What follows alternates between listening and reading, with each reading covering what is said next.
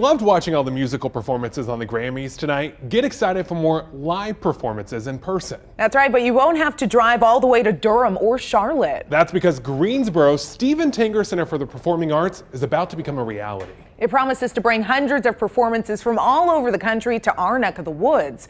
We got an exclusive inside look of what's to come.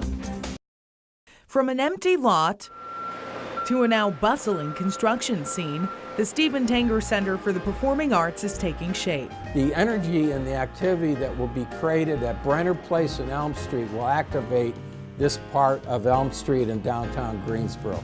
Matt Brown is the managing director of the Greensboro Coliseum. He's also overseeing the nearly $90 million project. It's a remarkable feat that will be viewed nationally by what we did to accomplish this. Set to open March 2020, this state-of-the-art facility will seat 3,000 people.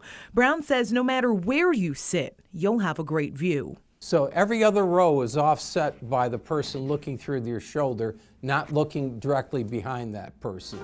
Amenities include an 8,000 square foot main lobby with glass and limestone walls, a second-level outdoor terrace with views of LeBauer Park, 2 projection screens for enhanced viewing, and 2 sound systems that adapt to the type of performance. We'll have one of the most unique sound systems in the country. The center will host about 150 events a year, ranging from concerts and orchestra performances to comedy and Broadway shows. It's expected to draw new shops, restaurants, and a lot of people.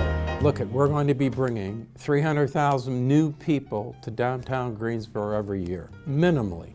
And if you aren't convinced on what a performing arts center can do for a city, just drive 60 miles away to Durham.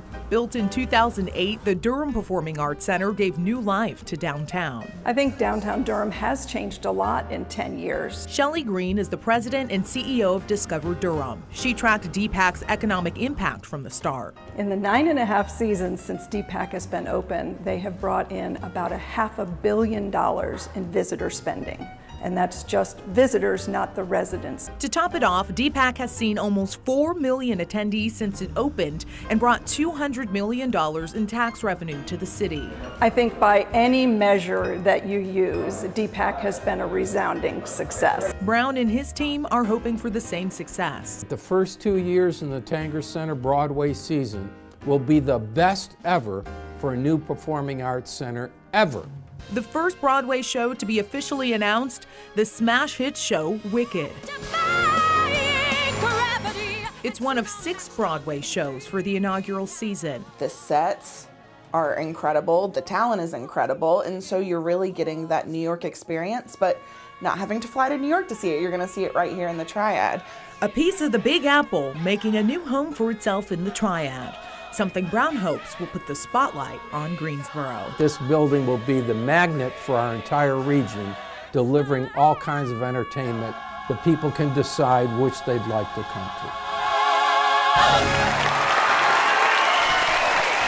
How fun. How fun. I am super excited of what's to come. And Ben, I'm not alone. There are actually 8,000 people who've signed up for season tickets so far. So when do we get to know what shows are coming? Unfortunately, they were pretty tight-lipped. It's not coming out until April. And I asked, because I know many people are wondering, is Hamilton coming to Greensboro? I didn't get a yes or no. There was a gleam in Matt Brown's eye. He said, there's hope. He didn't say yes or no, but we're just going to have to wait and see if we're on the list. You know, this past week was really good for